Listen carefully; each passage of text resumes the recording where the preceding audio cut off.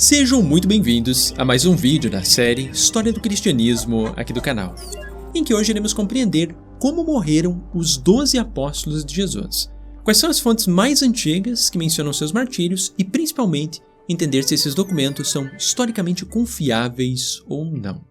Então, o primeiro documento de toda a história do cristianismo, que menciona a existência de um grupo denominado como os 12, é a primeira carta de Paulo aos Coríntios, que foi escrita ali por volta da Páscoa do ano 54. Então, cerca de mais ou menos uns 15 a 20 anos antes do Evangelho de Marcos e aproximadamente uns 25 a 40 anos antes dos Evangelhos de Mateus e Lucas, em que Paulo menciona, no capítulo 15, verso 5, que Jesus ressuscitou ao terceiro dia, apareceu a Cefas e depois aos 12. Mas em nenhum momento Paulo chega a fazer uma lista com o nome de quem seriam esses 12. Então, a primeira vez na história que nós encontramos uma lista completa dos 12 apóstolos de Jesus é no Evangelho de Marcos, capítulo 3, versos 16 a 19, que menciona: Ele constituiu, pois, os 12 e impôs a Simão o nome de Pedro. A Tiago, o filho de Zebedeu, e a João, o irmão de Tiago, impôs o nome de Boanerges, isto é, filhos do trovão. Depois André, Filipe, Bartolomeu, Mateus, Tomé, Tiago, o filho de Alfeu, Tadeu, Simão o Zelota e Judas Iscariote, aquele que o entregou. No Evangelho de Mateus, capítulo 10, versos 2 a 4, que provavelmente utilizou Marcos como fonte, essa lista é praticamente idêntica, em que esse autor apenas acrescenta que André seria o irmão de Pedro e que Mateus era um publicano, que seria então um cobrador de impostos. Mas no Evangelho de Lucas, capítulo 6, verso 16, é que nós temos uma diferença importante relacionada ao apóstolo Tadeu, que é substituído então por Judas de Tiago. Pode ser interpretado então como se fosse um irmão ou um filho de Tiago. Sendo por essa razão que a tradição da igreja ela considera Judas e Tadeu como sendo a mesma pessoa, então chamando esse apóstolo de Judas Tadeu.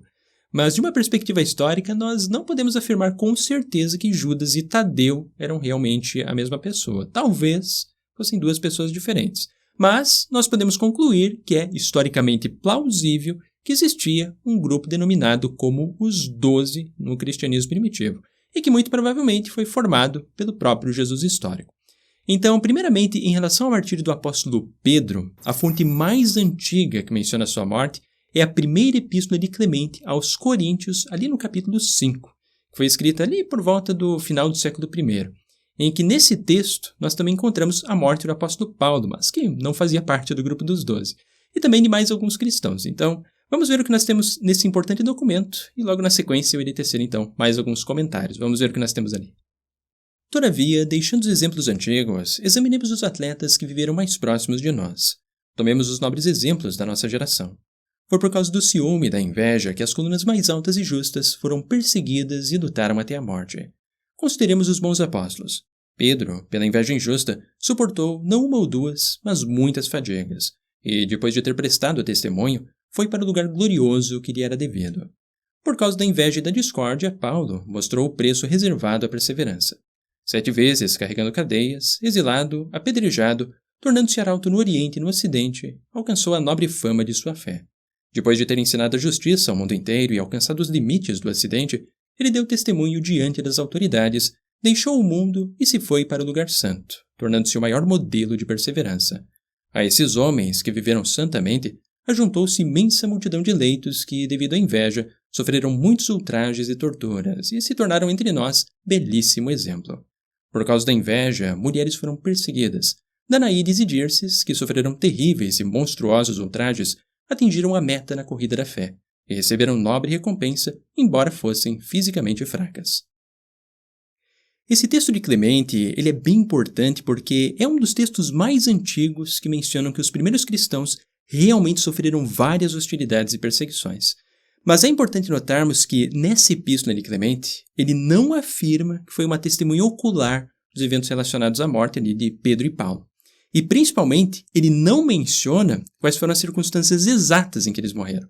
Então, para nós compreendermos mais detalhes sobre a tradição da morte de Pedro, nós temos de caminhar um pouco mais à frente na história, observando obras que já são datadas a partir do século II da Era Comum. Sendo que a próxima fonte que faz uma vaga referência ao martírio de Pedro é o Evangelho de João, que foi escrito ali por volta da primeira metade do século II, que faz uma pequena referência a Pedro, ali no capítulo 21, versos 18 a 19, em que o autor afirma que, quando era jovem, tu te cingias e andavas onde querias. Quando fores velho, estenderás as mãos e outro te cingirá e te conduzirá onde não queres. Disse isso para indicar com que espécie de morte Pedro daria glória a Deus. Mas, embora o autor desse texto, aqui do Evangelho de João, ele já tivesse conhecimento sobre a morte de Pedro, ele também não menciona quais eram as circunstâncias exatas em que Pedro morreu.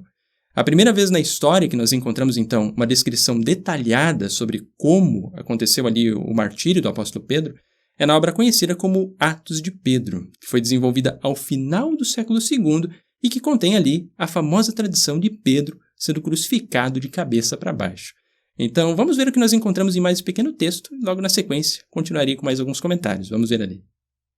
Eu rogo a vós, carrascos, crucificai-me assim, com a cabeça para baixo e não de outra forma. E eu explicarei a razão. E quando realizaram conforme seu desejo, ele começou a proclamar: Ó homens, a quem é dado ouvir, prestai atenção ao que vos declaro neste momento sagrado enquanto estou pendurado. Aprendei o mistério de toda a criação e o princípio de todas as coisas. Nesse texto, enquanto Pedro estava crucificado de cabeça para baixo, ele apresenta um longo sermão que contém 2 capítulos inteiros, em que basicamente ele explica ali que escolheu ser crucificado dessa forma para representar que os valores do mundo estavam todos invertidos, sendo que foi logo depois disso, então, que Pedro finalmente veio a morrer. E um detalhe interessante é que a tradição que é mais conhecida de que Pedro teria sido crucificado dessa forma, porque considerava indigno ser crucificado da mesma forma que Jesus, ela é uma tradição que surgiu apenas no século IV com Jerônimo de Estribão, o que já indica que essa tradição foi completamente inventada. E além disso, um grande problema em relação a todo esse texto aqui de Atos de Pedro é que, além de ter sido desenvolvido cerca de 100 a 150 anos depois da morte de Pedro, ele também contém diversas narrativas que são totalmente lendárias, como, por exemplo, Pedro confrontando um mágico voador, que era chamado Simão, Pedro fazendo um cachorro falar para conseguir acusar esse mágico voador, Pedro ressuscitando um peixe que voltou a nadar, fazendo um vinho ser transformado em água, ao contrário de Jesus, que teria transformado água em vinho, além de várias outras coisas que são completamente fantasiosas, como, por exemplo, a própria ideia de alguém estar ali calmamente apresentando um longo sermão enquanto está crucificado de ponta cabeça, que são histórias que não possuem qualquer credibilidade histórica.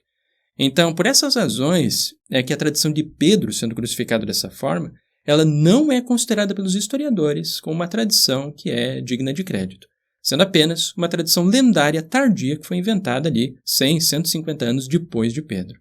E o mesmo problema ocorre com o martírio do apóstolo André, irmão de Pedro, que é mencionado pela primeira vez nos Atos de André, que também foi desenvolvido por volta do final do século II,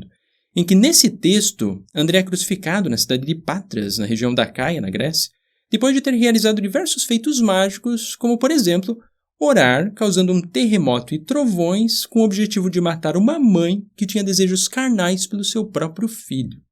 E como esse terremoto ele acabou ferindo diversas pessoas ali na cidade, então André realizou um segundo milagre, curando todas aquelas pessoas que acabaram se ferindo por conta desse terremoto que ele mesmo lançou contra a cidade.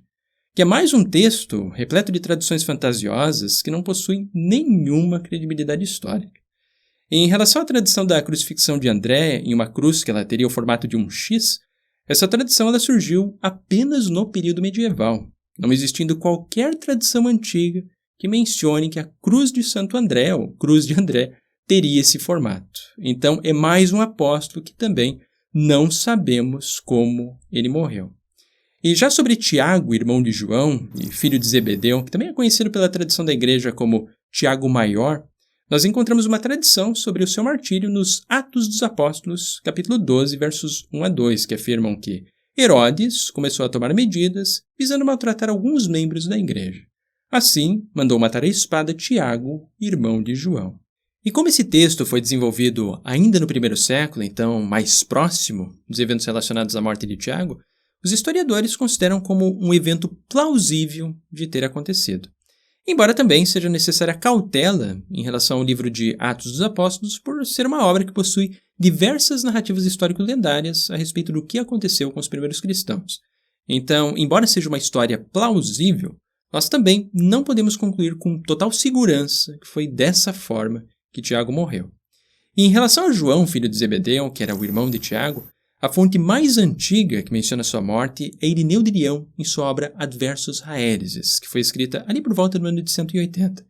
em que nessa obra ele menciona que João teria se instalado na cidade de Éfeso, na Grécia, dando continuidade ao apostolado de Paulo, em que João, então, ele teria vivido até a idade avançada quando finalmente morreu de causas naturais durante o governo do imperador Trajano, então, ali por volta dos inícios do século II.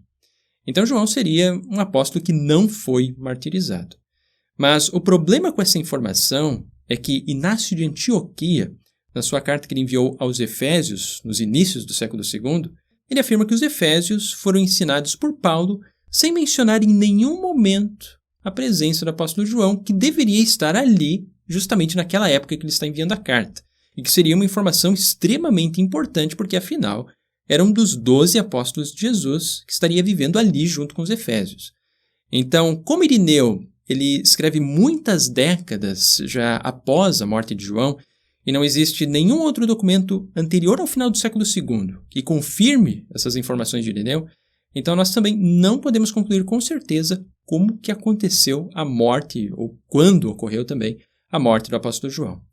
Já sobre o apóstolo Filipe, o relato mais antigo que nós temos de sua morte é proveniente de uma carta do final do século II, enviada por Polícrates, bispo de Éfeso, ao bispo de Roma, Vítor, que é citada pelo historiador da igreja, Eusébio de Cesareia, no livro 3, capítulo 31, em que nesse texto ele menciona tanto a morte de Filipe como a de João em Éfeso, onde nós encontramos que Filipe, um dos 12 apóstolos que repousa em Herápolis, assim como 2 de suas filhas, virgens até a velhice, e outra, que, depois de ter vivido segundo os impulsos do Espírito Santo, foi sepultada em Éfeso. Igualmente João, que reclinou sobre o peito do Senhor, foi sacerdote e usou a lâmina de ouro, foi mártir e mestre. Seu corpo repousa em Éfeso.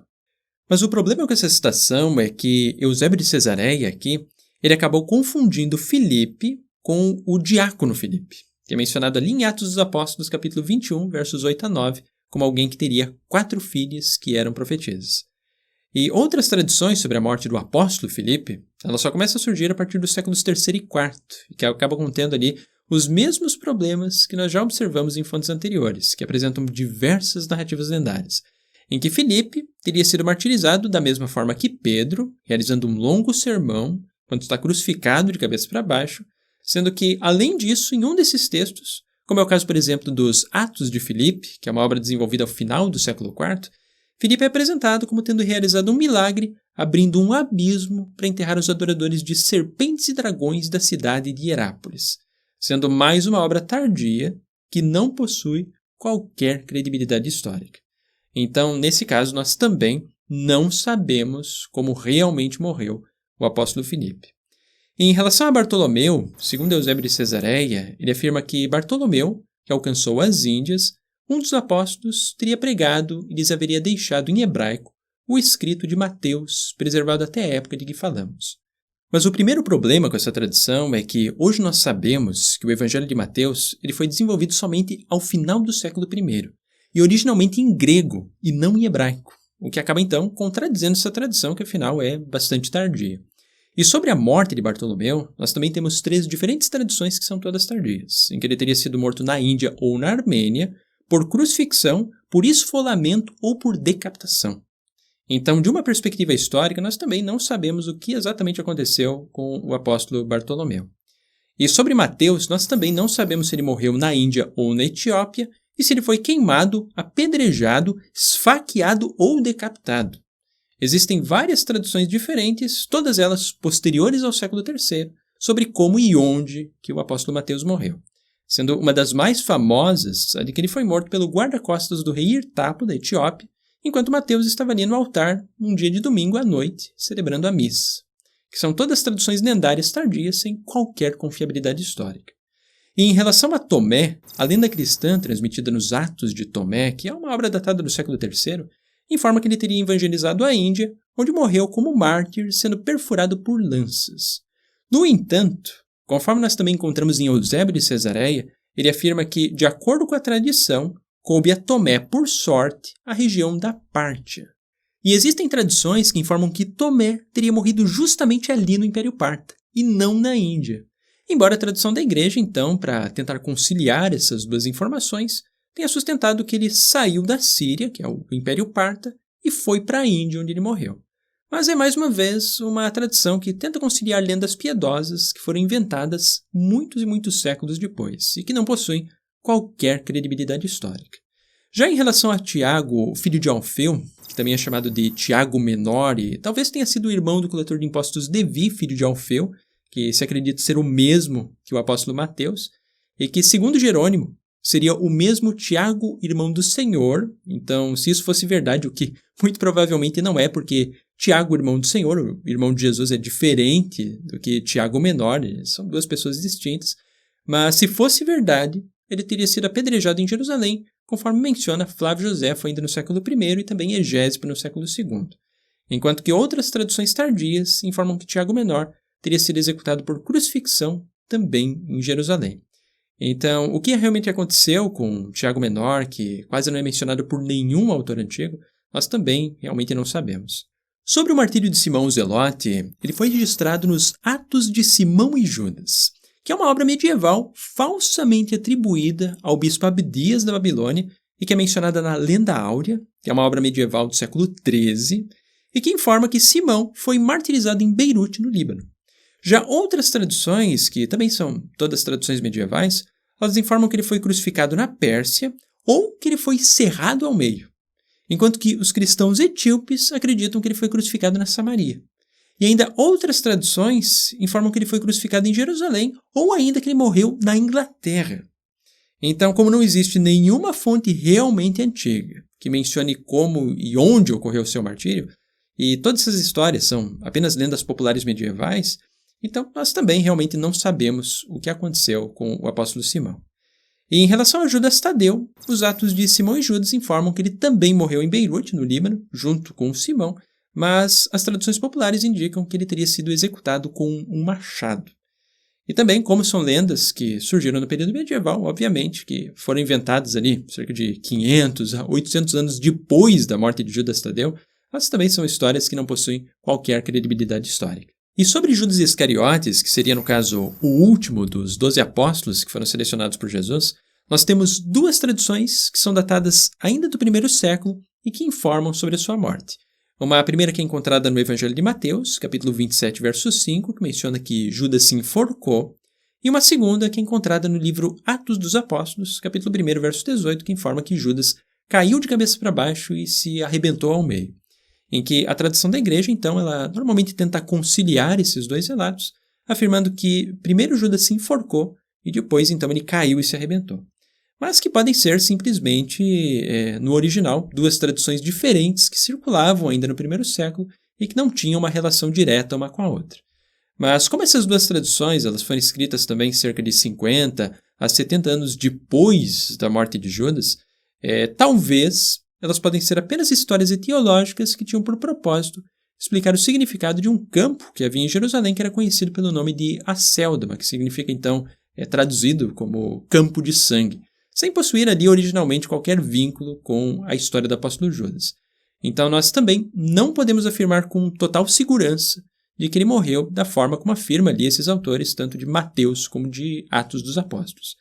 E também nós temos uma terceira tradição que é bastante curiosa, que é proveniente de Pápias de Herápolis do século II, que informa que Judas ficou inchado ao ponto de ficar mais grande do que uma carruagem e que acabou morrendo em meio a muitas dores e tormentos. Mas como essa tradição ela é já uma sátira lendária sobre a morte de Judas, ela também não possui qualquer confiabilidade. Então, de uma perspectiva histórica, é possível nós concluirmos que os primeiros cristãos eles realmente sofreram diversas perseguições e martírios, porque elas são mencionadas em algumas fontes importantes que são provenientes ainda do primeiro século, como é o caso da Carta de Clemente Romano, também de Flávio Joséfo, que menciona a morte de Tiago, irmão de Jesus, e também do livro Atos dos Apóstolos, que, embora seja um livro que nós devemos ter alguma cautela, porque ele contém ali uma mescla de história com lendas, ainda assim ele apresenta algumas informações que são historicamente plausíveis.